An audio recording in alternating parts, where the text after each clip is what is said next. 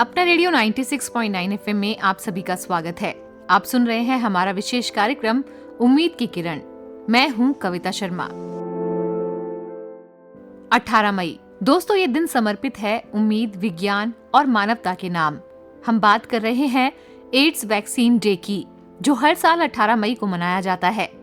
एक ऐसा दिन जो उन तमाम वैज्ञानिकों, डॉक्टर्स और स्वास्थ्य कार्यकर्ताओं को समर्पित है जो दिन रात मेहनत कर रहे हैं उस वैक्सीन को खोजने में, जो एक दिन HIV एड्स जैसी जानलेवा बीमारी को खत्म करने का रास्ता बन सकती है। क्या आप जानते हैं कि हर दिन दुनिया भर में लगभग 4000 से ज्यादा लोग HIV से संक्रमित होते हैं और इनमें कई युवा हैं। और यहीं से शुरू होती है इस दिन की अहमियत। एड्स वैक्सीनेशन डे न सिर्फ विज्ञान की उम्मीदों को सलाम करता है, बल्कि हमें याद दिलवाता है कि बीमारी से लड़ने के लिए सिर्फ डॉक्टर नहीं, समाज की सोच और जागरूकता भी जरूरी है। तो आइए आज के इस खास कार्यक्रम में समझते हैं HIV क्या है, इसके वैक्सीन पर क्या काम चल रहा है और आप और हम इसमें क्या भूमिका निभा सकते हैं। आज इस मौके पर हमारे साथ कार्यक्रम में जुड़ेंगी senior consultant infectious disease physician doctor Chhavi Gupta. Doctor Chhavi Gupta, सबसे पहले तो आपका स्वागत है हमारे कार्यक्रम में। थैंक यू डॉक्टर, आज हम एक ऐसी बीमारी और उसके वैक्सीनेशन पर बात करेंगे जिसका नाम सुन के ही लोग काफी घबरा जाते हैं। हम बात कर रहे हैं HIV एड्स की। क्या कहेंगी सबसे पहले? देखिए, HIV एड्स का नाम सुनते ही लोग घबरा जाते हैं। आज की दुनिया में इसको अभी भी सोशल स्टिग्मा माना जाता है, बट मैं ये कहना चाहूंगी कि इसका नाम सुनते ही ना ही घबराएं और ना ही इसको सोशल स्टिग्मा समझे। HIV का इलाज आज की डेट में अवेलेबल है, काफी इफेक्टिव है। आप नियर बाय स्पेशलिस्ट डॉक्टर के पास जा सकते हैं, अगर इस बीमारी के बारे में जानकारी ले सकते हैं। और इसके इलाज से आजकल के टाइम में मरीजों की जो लाइफ स्पैन है वो काफी इंक्रीज हो गई है। तो इसे घबराने, डरने की या इसको एक सोशल स्टिग्मा समझने की बिल्कुल भी जरूरत नहीं है। 18 मई का दिन समर्पित है एड्स वैक्सीन डे को लेकर। तो अब अगर हम ये समझें कि इसमें दो टर्म्स हैं, एक तो HIV और एक एड्स, तो सबसे पहले इसमें अंतर क्या होता है, ये बताइए। देखिए, HIV और एड्स में अंतर ये होता है कि HIV एक पर्टिकुलर वायरस है, ह्यूमन इम्यूनोडेफिशिएंसी वायरस, और ये जो बीमारी कॉज करता है उसको बोलते हैं एड्स। एड्स का मतलब होता है एडवांस एक्वायर्ड इम्यूनोडेफिशिएंसी सिंड्रोम।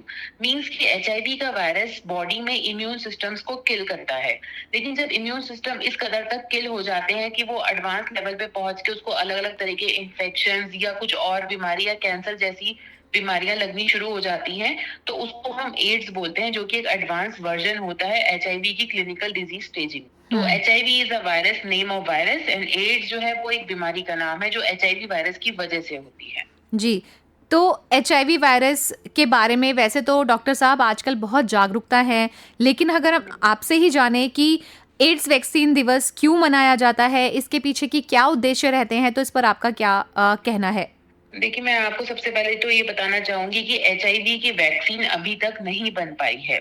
जो ये HIV वैक्सीन अवेयरनेस डे है, ये एक रिसर्च के लिए डेडिकेटेड है। इस दिन का सेलिब्रेशन का मतलब है कि हम जितने भी हमारे साइंटिस्ट, हेल्थ प्रोफेशनल्स जो इस वैक्सीन को बनाने में लगे हैं सालों साल, हम उनका धन्यवाद करते हैं। साथ ही वॉलेंटियर्स और कम्युनिटी मेंबर्स जो इन वैक्सीन में ट्रायल्स में पार्टिसिपेट करते हैं, हम उनको भी धन्यवाद करते हैं और कोशिश करते हैं कि HIV के बारे में एजुकेशन और अवेयरनेस स्प्रेड करें।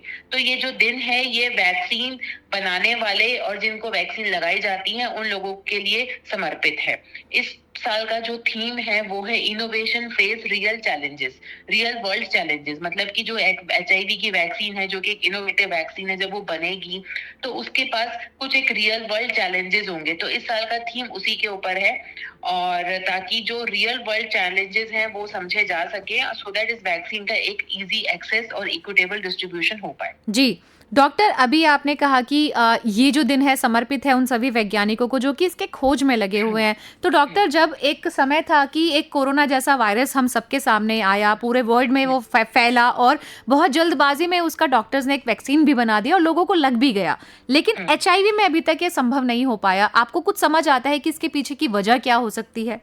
देखिए, HIV का वायरस और कोरोना का वायरस दोनों अलग अलग तरीके के वायरस थे। जो कोरोना वायरस की वैक्सीन थी, जो ज्यादातर यूज हुई थी, जैसे ऑक्सफोर्ड हो गया, या हमारी कंट्री में कोवैक्सीन वैक्सीन थी, या फिर कोविशील्ड वैक्सीन थी, वो सेल कल्चर डिराइव वैक्सीन थी। अब यहाँ ये समझने की जरूरत है कि HIV की वैक्सीन अभी तक कामयाब क्यों नहीं हो पाई है।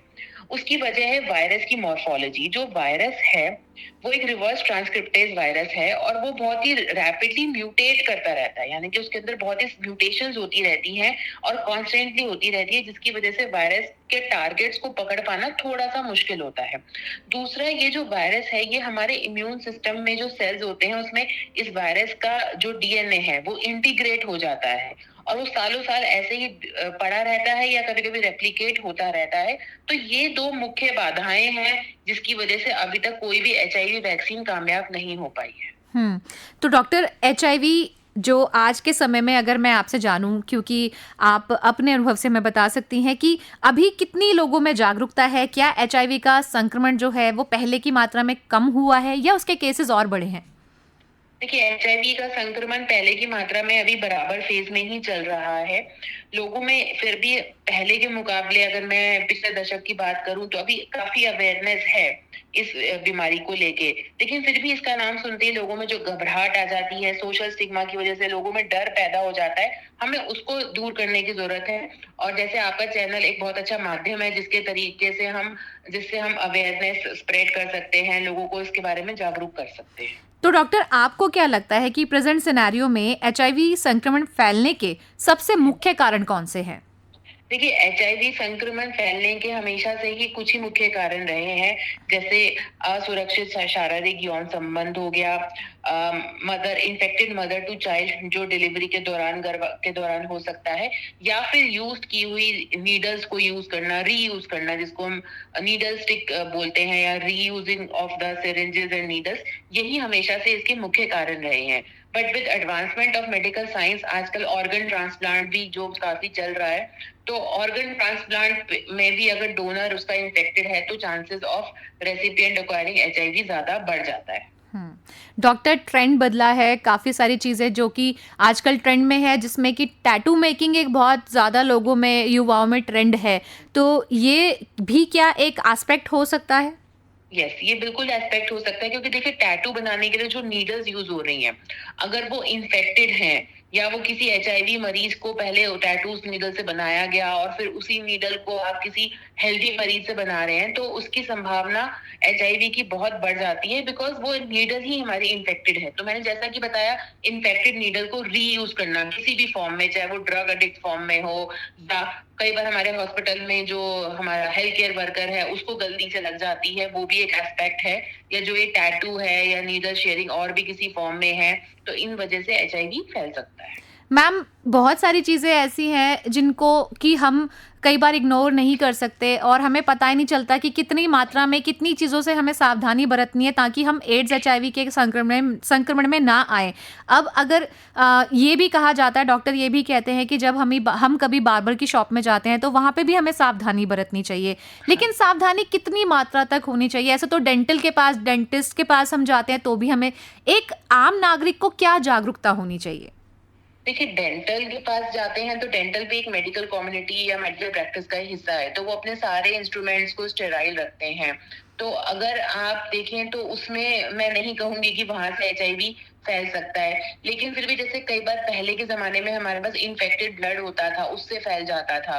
बट आजकल जो साइंस के साथ एडवांसमेंट आ रही है, टेक्नोलॉजी आ रही है, तो बहुत हद से ज्यादा कोशिश की जाती है कि इन्फेक्टेड ब्लड को उसी वक्त डिटेक्ट करके उसको डिस्कार्ड कर दिया जाए। तो वहां पे तो एचआईवी फैलने के चांसेस बहुत कम है। लेकिन आप किसी बार्बर की शॉप पे जा रहे हैं और आप देख रहे हैं कि वो वही ब्लेड या वही नीडल्स, जैसे मैंने बताया टैटू मेकिंग में, वो सारे पेशेंट्स को यूज कर रहा है, तो एक उससे chance of increase spreading infection जो है वो फैल जाता है। तो डेंटल के पास जाना या किसी और मेडिकल कम्युनिटी में जहाँ पे अच्छे तरीके से स्टरलाइजेशन का और इन सब चीजों का ध्यान रखा जाता है, वहां पे चांसेस नहीं है। बट अगर आप फिर भी किसी जैसे ऐसे डॉक्टर के पास, या ऐसे कुछ लोग हैं जो इंजेक्शंस को ही रीयूज कर करके सारी मरीजों को लगाते रहते हैं, तो ऐसे में आपको ध्यान रखने की बहुत जरूरत है। जी डॉक्टर, जैसे कि आपने बताया कि एचआईवी में एक इस तरह का संक्रमण है जो हमारी रोग प्रतिरोधक क्षमता को कम कर देती है और बीमारियों से हम ग्रसित हो जाते हैं, तो क्या ये किसी और बीमारी के माध्यम से भी हमारे शरीर में फैल सकता है? और बीमारी के माध्यम मतलब इसको जो फैलने के कारण है, जो मैंने आपको बताया, हम्म, नीडल रीयूज करना। कि जब हम किसी और और बड़ी बीमारी से सपोजिटली किसी नहीं, को देखिए, कैंसर है, अगर किसी को टीबी इसमें हो मैंने गया। इसके बहुत ही स्पेसिफिक कारण है जिसकी वजह से वो फैलता है। एक हो गया आपका इन्फेक्टेड ब्लड, जो ब्लड ट्रांसफ्यूजन के थ्रू, जहां ब्लड ऑलरेडी एचआईवी से संक्रमित है। दूसरा हो गया आपका ये नीडल्स वाला, जो आपकी नीडल्स अगर एचआईवी इन्फेक्टेड पेशेंट्स को लगाई गई है और वही किसी हेल्दी पेशेंट्स को लगाई जाए, चाहे वो टैटू की फॉर्म में हो या किसी और फॉर्म में हो। तीसरा मैंने बताया अनप्रोटेक्टेड सेक्स, यानी कि असुरक्षित यौन संबंध मल्टीपल पार्टनर्स के साथ करना या सुरक्षा ना यूज करना। मदर टू चाइल्ड, अगर आपका मदर इन्फेक्टेड है तो चाइल्ड को हो सकता है, लेकिन उसके लिए भी अगर मदर पहले से ही पॉजिटिव डिटेक्ट की जाती है और उसका प्रॉपर ट्रीटमेंट चलता है, तो उसमें भी आज की डेट में चांसेस बहुत कम हो गए हैं कि इन्फेक्टेड मदर से बेबी में ट्रांसफर हो। लेकिन उसके लिए अवेयरनेस के लिए पहले मदर का ट्रीटमेंट और ये सब होना जरूरी है। जी, तो क्या कोई वैक्सीन ट्रायल फेज में आपको लगता है जो प्रॉमिसिंग नजर आती है, कुछ ऐसी कोई जानकारी? देखिए, वैक्सीन एचआईवी की जो जर्नी है वो बहुत ही लॉन्ग जर्नी है। अब इसमें भी मैं थोड़ा प्रकाश डालना चाहूंगी कि वैक्सीन भी दो टाइप की है। एक है प्रिवेंटिव वैक्सीन और एक है थेराप्यूटिक। प्रिवेंटिव वैक्सीन मतलब जो प्री एक्सपोजर, यानी कि एक्सपोजर होने से पहले ही मरीज को लग जाए ताकि उसको एचआईवी ना हो। ये खासियत तौर से उन पेशेंट्स के लिए इंपॉर्टेंट है जहाँ पे आपका एक पार्टनर एचआईवी पॉजिटिव है, दूसरा नेगेटिव है। या फिर हमारी होती है थेराप्यूटिक वैक्सीन, जो हमारे इम्यून सिस्टम को टीच करे ताकि जो वायरल इन्फेक्टेड सेल्स है वो बॉडी से एलिमिनेट हो जाए। तो ये दो प्रकार की वैक्सीन हैं जिनके ऊपर ट्रायल्स सालों साल चल रहे हैं, बट अभी तक किसी ट्रायल में बहुत अच्छा इस लेवल पे तक नहीं पहुंच पाया है कि उसकी वैक्सीन अभी मार्केट में इजीली अवेलेबल हो पाए। तो क्या बट भारत भविष्य में हम उम्मीद कर सकते हैं कि शायद कोई वैक्सीन आ जाए इसके जी लिए, एचआईवी के लिए। जी, तो डॉक्टर छवि, क्या भारत में भी एचआईवी वैक्सीन पर रिसर्च कोई काम चल रहा है, क्या देखिए, बताना? रिसर्च जो होती है ग्लोबल रिसर्च होती है, जो सब पे जो, क्योंकि कोई भी वैक्सीन कहीं पे भी आएगी तो वहाँ की पॉपुलेशन के हिसाब से ही होनी चाहिए। तो रिसर्च जो होती है वो multi centric, multi country involvement रहती है, ग्लोबल इन्वॉल्वमेंट रहती है। डॉक्टर साहब, एचआईवी को लेकर बहुत सारी गलतफहमियां आज हमारे समाज में मौजूद हैं। आप कुछ बताना चाहेंगी कि लोग किस तरह से बर्ताव करें? देखिए, सबसे पहले तो मैं ये बताना चाहूंगी कि इसको बिल्कुल भी सोशल स्टिग्मा ना समझे। अगर आपके परिवार में किसी आपको पता चलता है कि कोई मरीज एचआईवी संक्रमित पाया गया है, तो उसके साथ सबसे पहले बहुत प्यार से बिहेव करें, उससे अछूत अछूत जैसी भावनाएं दिल में ना लाएं, उसको आइसोलेशन में ना रखें। जैसा कि मैंने बताया, इसको एचआईवी को फैलने के 4 या 5 प्रमुख कारण हैं। उसके अलावा साथ में बैठने से, बातें करने से, एक ही प्लेट में खाना खाने से, उठने बैठने से एचआईवी स्प्रेड नहीं होगा। तो ये बहुत ही इंपॉर्टेंट एस्पेक्ट है, क्योंकि अगर आप मरीजों के साथ इस तरीके का व्यवहार करते हैं तो उनकी जो मोरल है वो वैसे ही बहुत डाउन हो जाता है। दूसरा, अगर आप पता चलता है कि घर में कोई एचआईवी पॉजिटिव पेशेंट है, आया है या किसी को डिटेक्ट होता है, तो प्लीज ये बात हमेशा याद रखें कि आज की डेट में इसके लिए बहुत ही इफेक्टिव मेडिसिन अवेलेबल हैं। तो उस केस में आप प्लीज डॉक्टर के पास जरूर जाएं, और ऐसे डॉक्टर के पास ही जाएं जो एचआईवी ही देखते हैं, ताकि आप इधर उधर भ्रमित ना हो। डॉक्टर, अभी अगर हम इलाज की बात करें एचआईवी की, कि जिस तरह से अभी साइंस ने बहुत तरक्की कर ली है, तो एचआईवी के ट्रीटमेंट में बहुत ज़्यादा तरक्की हुई है।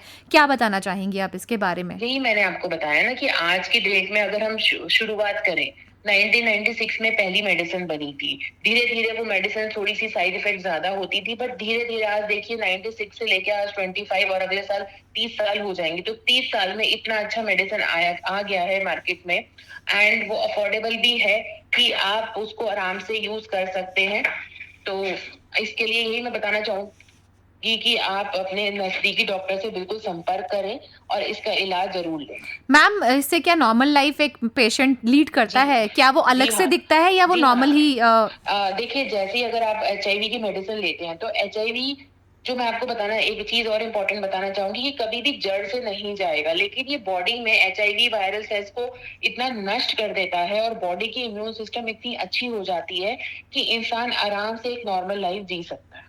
तो सावधानियां आपने बता दी, और आपने ये भी बताया कि इलाज कहाँ तक पहुंचा, और इसके साथ साथ आप अंत में हमारे जो लिसनर्स हैं उनको एचआईवी के खिलाफ लड़ाई में क्या क्या मुख्य संदेश देना चाहेंगी, खासकर युवाओं के लिए? देखिए, मैं यही बताना चाहूंगी, एक तो अवेयर रहें, ऊपर से आप अपने आसपास जहां भी ये देख रहे हैं औरों को भी अवेयर करें, इसको सोशल स्टिग्मा ना समझे। अगर HIV कोई मरीज है तो उसका सही जगह पे जाके इलाज कराएं। अगर ये सब कारण हम सब इस चीजों का ध्यान रखते हैं तो अवश्य ही हम HIV के जो प्रिवलेंस को है उसको धीरे धीरे कम कर पाए। डॉक्टर छवि, आप हमारे साथ इस कार्यक्रम में जुड़ी, आपने अपना समय हमें दिया, बहुत बहुत धन्यवाद। Thank you.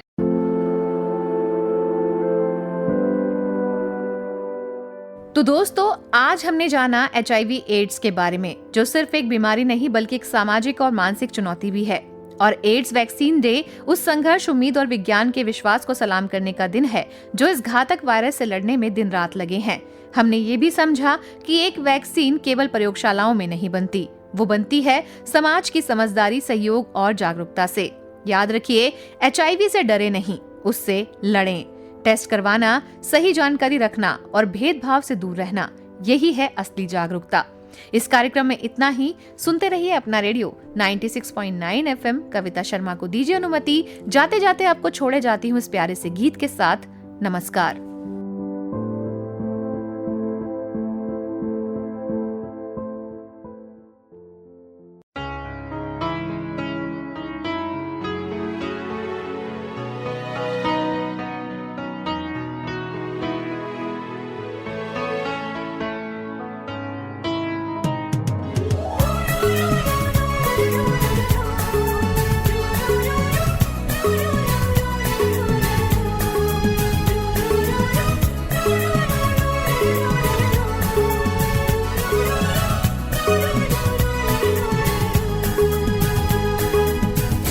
जिंदगी में सदा मुस्कुराते रहो,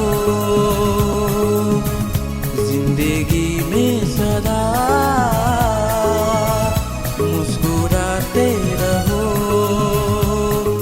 गम हो या खुशी, दिन हो या रात, पल पल में मिले जो खुशी बांट लो तुम कहीं।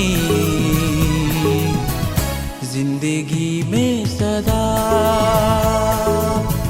मुस्कुराते रहो,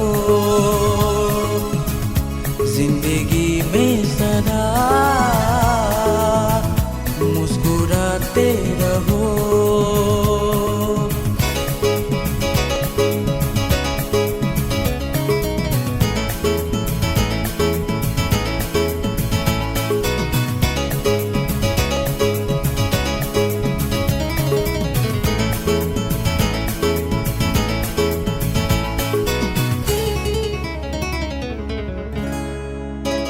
जो जी चाहे वो मिल जाए, कब ऐसा होता है। कभी फूलों से हम, कभी कांटों से प्यार, ऐसा भी होता है। जो जी चाहे वो मिल जाए, कब ऐसा होता है। कभी फूलों से हम, कभी कांटों से प्यार, ऐसा भी होता है। जिंदगी में सदा मुस्कुराते रहो, जिंदगी में सदा मुस्कुराते रहो।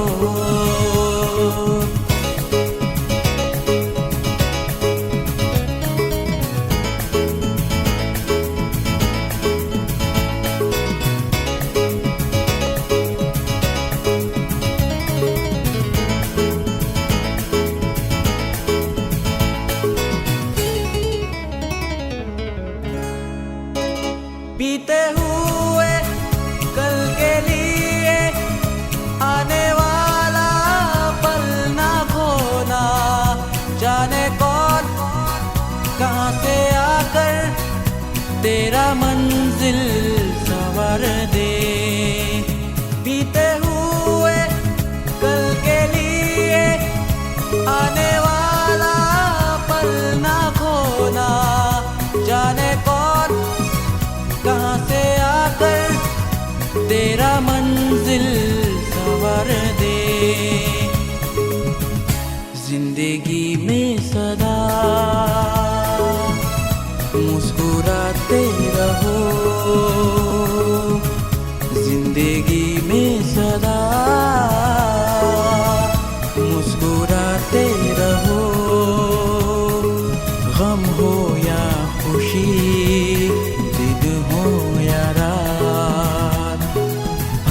पल में मिले जो खुशी बांट लो तुम कहीं,